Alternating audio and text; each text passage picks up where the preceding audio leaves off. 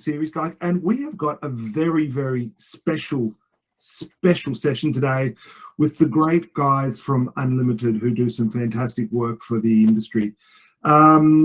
The indies, there's an appetite for all of us to lean in. I think the future is bright for both of us to do something and do something wonderful and work together. But I'm going to hand over to Freo and also Tiff Rose, who run Unlimited, and the work they've done is, and everyone's seen it, whether it's from Mood or the events they have, is absolutely phenomenal. But without further ado, I'll hand over to Chris Freo to have a bit of a conversation while we try and get a presentation up and running. Thanks, Sam, and don't worry too much about that. Look, really excited to be here today, guys, and come and chat to you a little bit about who we are and what we do, why we do it, and also how we'd love to get more involved with your community as well. My name's Chris, as Sam said, and I'm the CEO, and Tiff is here as well, waving. Give us a wave, Tiff, who's our commercial director at Unlimited. So I guess, just want to give you a little bit of an overview of as to who we are, for those of you who don't know, why we do what we do, and then how you guys can potentially get involved as well. My background is, as you can probably tell, I'm Northern English, can't get rid of this accent, although I've been in Australia for 15 years now, and previously, always worked in media roles. Previously, I started as a journalist in the UK, and then I went through events, marketing, and eventually fell to the dark side of sales, and then came over here and ran the sales team at Fairfax.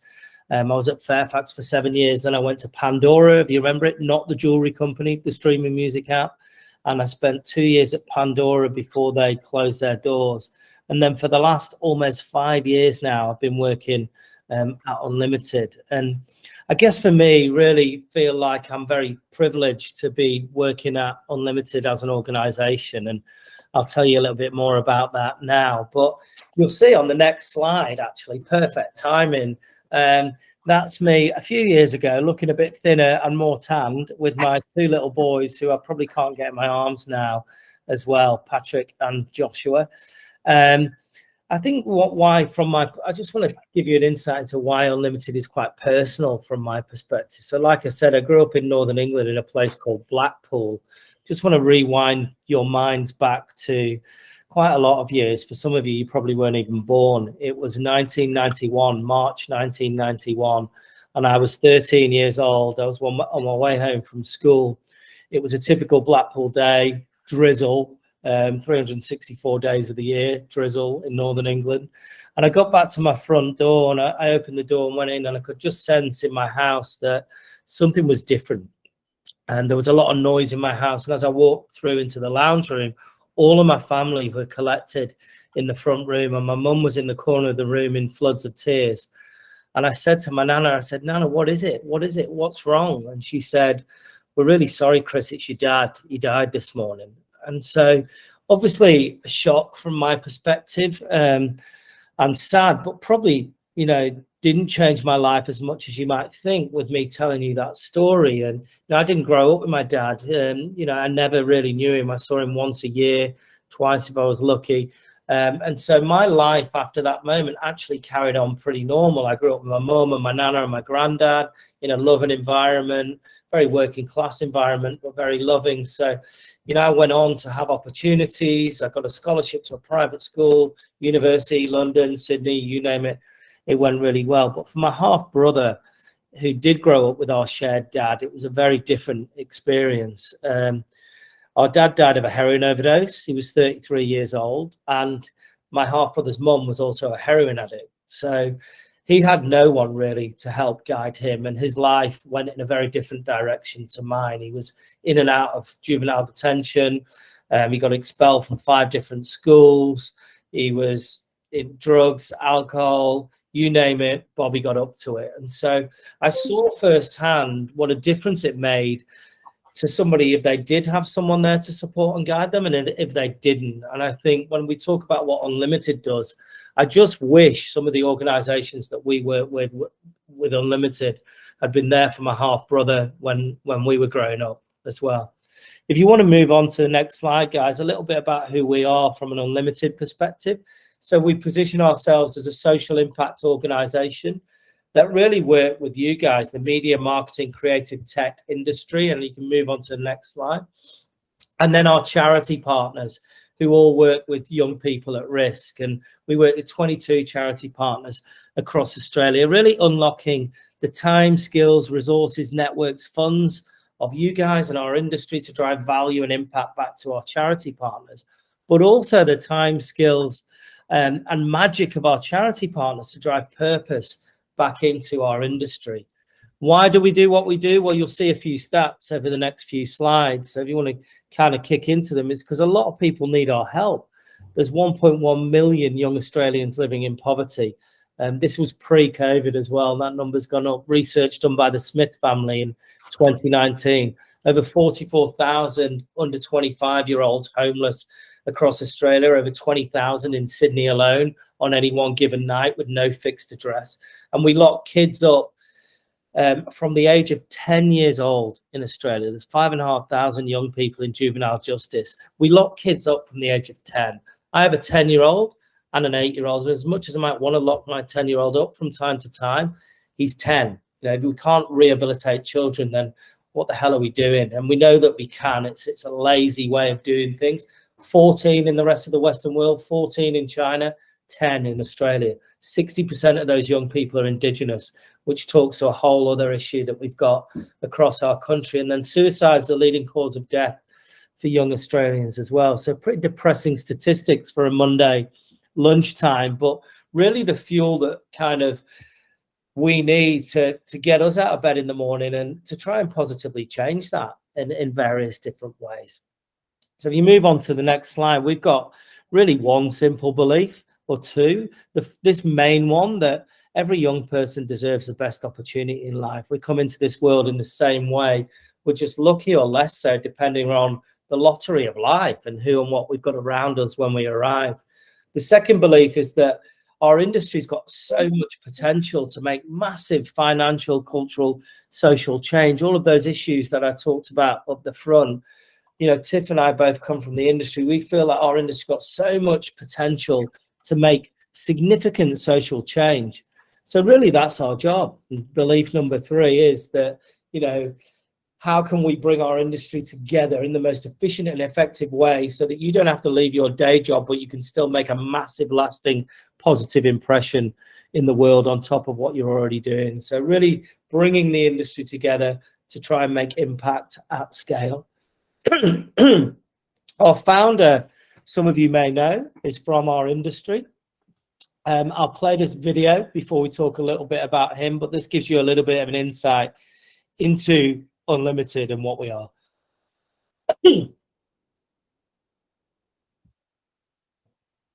Becky, I think you might need to take your microphone.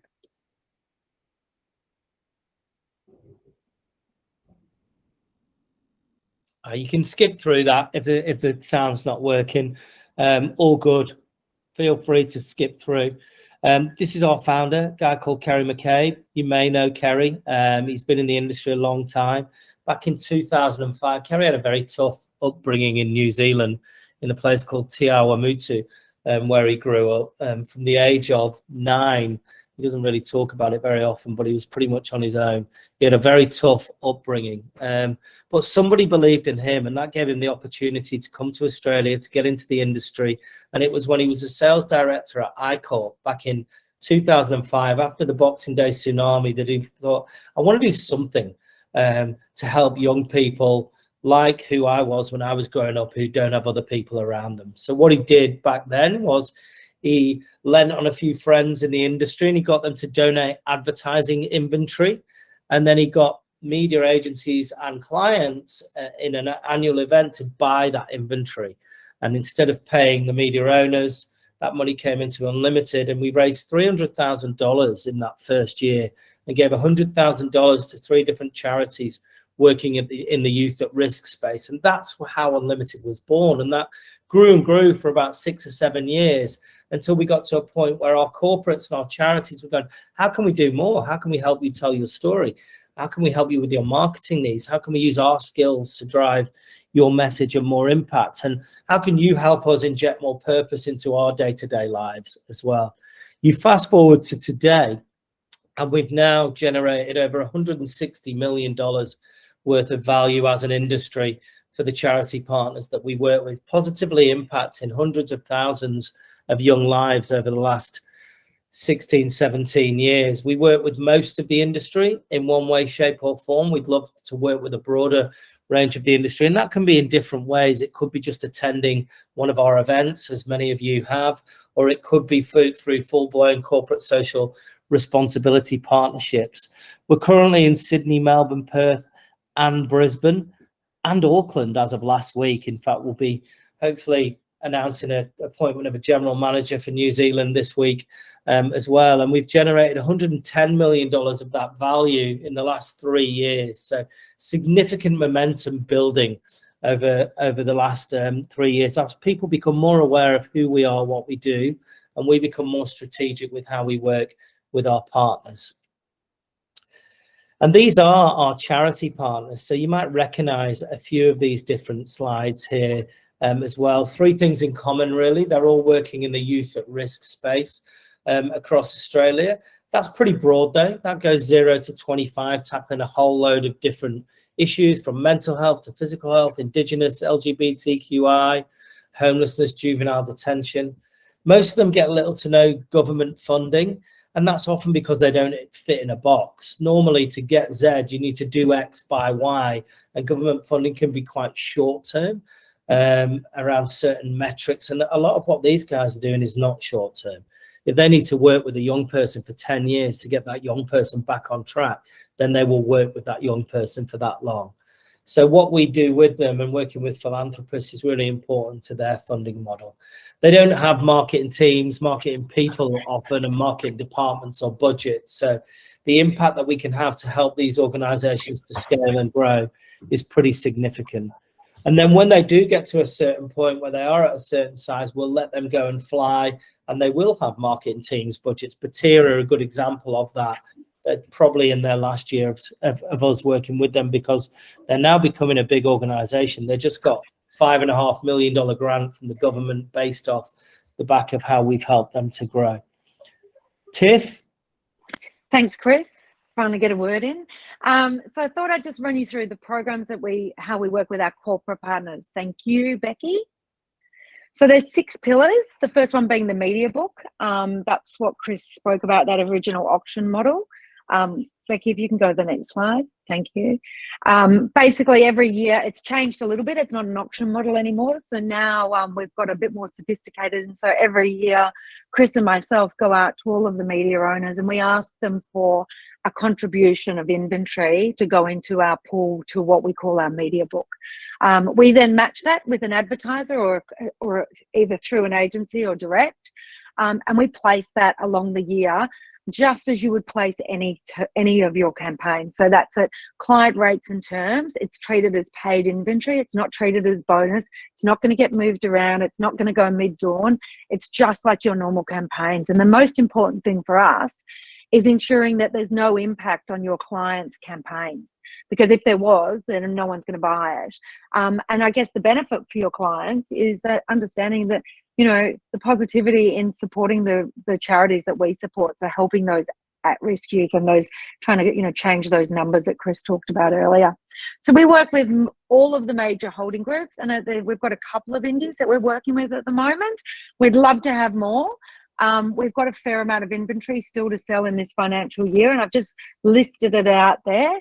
So ACM, Swim Digital News, Nova, The Guardian, QMS, and Val Morgan Cinema. If you've got any clients that you think might be able to work with us, I'd love to hear from you. tiff@unlimited.org.au. A little plug there. But we'd really love your help on this one. Thanks, Becky. In terms of our events, as Chris said, we run a lot of events now. We're running 36 events across Australia this financial year. And they all have a few things in common. One is they bring the industry together to have fun. And do a bit of networking, but they also raise awareness for our charities and help us raise funds for our charities. So about 80% of our funding comes from the media book. and about the other 20 or 15% comes from the events. And I think we've got a little video just to show you. It doesn't really matter if you can't hear, because it's just to get an idea of what they're like. Thank you.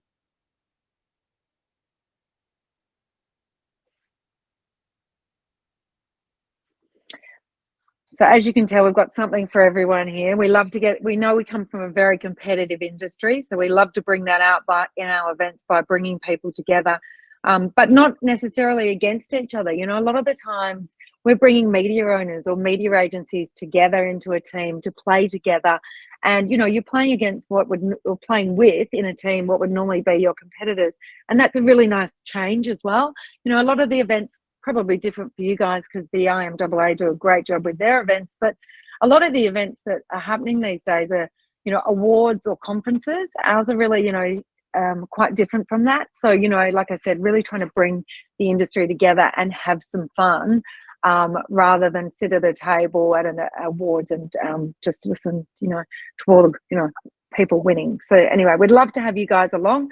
I've got a full events package and you can have a look at it if you want to give me a tinkle. Partnerships, so that is the CSR programs that Chris spoke about earlier. So that's really about, you know, whether if you've got an organization that wants to get to run something more structured, we can work with you. We normally do a little survey and get an idea of what you want to get out of it, and then we can match you with a charity. We've got a couple of campaigns to show you. Actually, I'm not sure it's going to work on this call. Becky, if you can unmute and we'll see.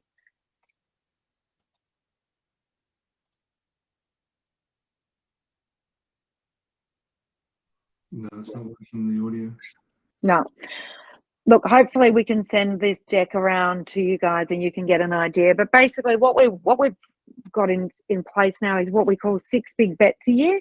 And that's using those corporate social responsibility programs to match charities with our different partners. So we normally would get a media agency, a creative agency, and together to work on a campaign. We brief out the media and we get really good support on those campaigns.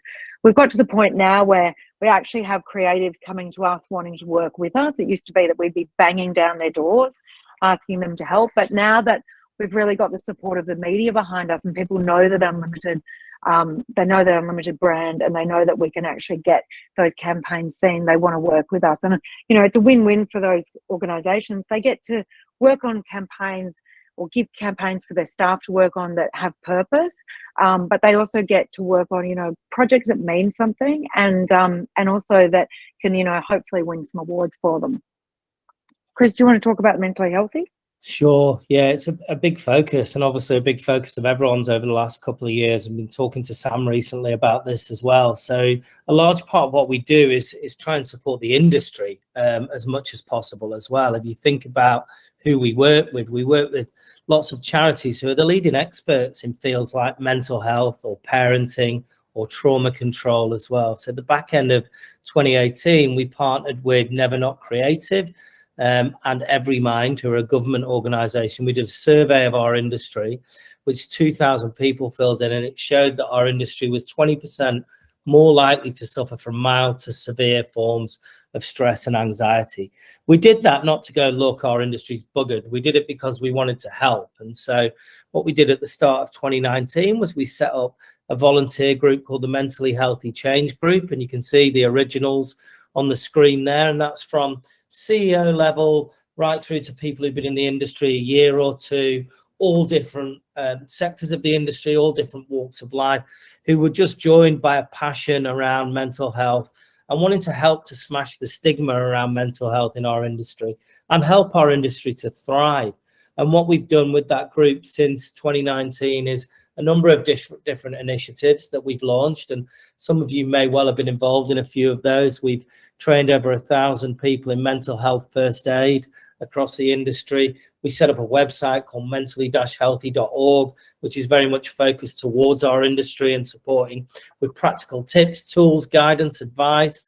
We've set some minimum standards for workplaces across the industry to try and lift up our practices across our industry in terms of relation to mental health, and a whole load of different events where we've brought experts into either businesses or industry events in particular to really help smash that stigma and raise awareness. You know, there's been a lot of people doing lots of great things over that time, but I think we've definitely helped to bring that conversation to the fore.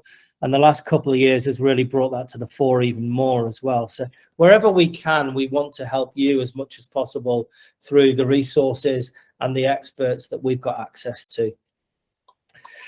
And then in terms of research as well, you know, one of the elements of research that we did recently was all around looking at what people want in the workplace to be able to feel like they're in a thriving workplace environment. And a lot of what came out of that was around empathy and empathetic leaders. And so we've been working on a range of tools to help upskill organizations in empathetic leadership. And the other most important thing that came out of that research was around connection to cause. So, you know, the yoga, the beanbags, the meditation, all of that stuff is good, and it helps in an environment, but the things that really make a difference and are nudging the dial are organizations that can have more empathetic leaders and connect people more with the why and the purpose of their organization. And then finally, I talked to you guys before, maybe a year or so ago, about Mood Tea. We're on a very different journey at that point, and we're not going to play the video because you won't be able to hear it, but we'll send it around. But the evolution of Mood Tea really came from this whole pretense that how good would it be if we could bring the whole industry together, try and bring them together to create a product where all of the profits from that product go to fund something that we're really passionate about. For us, that horrible statistic around suicide being the leading cause of death for young people. And so that's what we've done, and that's what we're continuing to try and do, is to bring the industry together. We've created a range of mood-enhancing teas, and hopefully you've heard about them or seen them around or tasted them as well.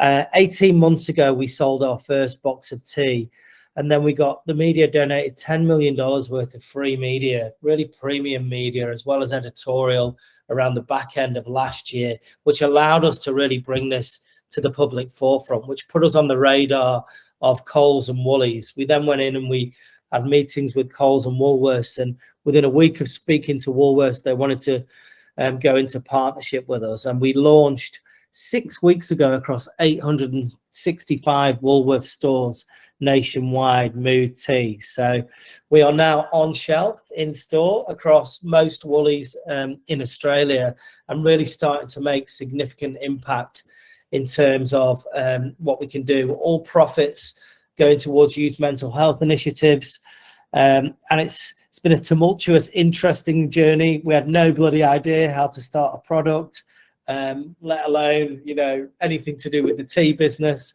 Or a logistics business, as this has been. We started by selling Mood online at mood.org.au. Quite expensive to buy tea and send it out online. So moving into that supermarket environment has been an absolute game changer. But yeah, I think for us, we just wanted to come in and give you a bit more of an overview as to who we are and what we do. We do work with numerous independents in, you know, kind of like independent, you know, by just working directly with you, but we'd love to do more from an IMAA perspective. And Sam and I have been talking about creating an event, which I think we'll do in the next calendar year, specific to you guys working with Unlimited.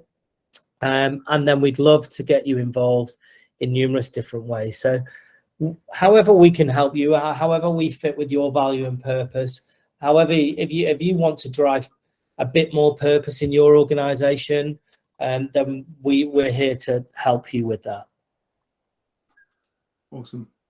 Thank you, mate. That is, and I think I speak on behalf of all members. Well done. It's you know, both of you have done an amazing job in bringing this to life and the journey. And I was watching 60 Minutes last night. I saw the Mood tea ad on there. I was like, there we are, talking to Chris tomorrow. So congratulations. You know, when you talk about purpose, you know, the IAA's original purpose was just providing a voice to the sector and independent sector, and then it kind of moved into, you know, leveling the playing field for everyone and help lower the running cost of Australian-owned businesses. And that third phase we're in is just making our industry a better place and leaving it better than what we found. And I think that you guys fit really well into that space. So we are going to do hopefully do an event next year, which we're exploring at the moment. And the main thing is of how you guys can help is you know, that inventory that the guys have. You know, it's exactly the same. It's commissionable. It's exactly the same and treated exactly the same as premium stuff. You know, just we can connect you to them. So if you've got any inventory to use it up, you know, they've got a fair bit to go before the end of the financial year, so we can connect you. If you've got any concerns or questions about it, don't hesitate to reach out, and I'll introduce you to Tiff and to Freya as well.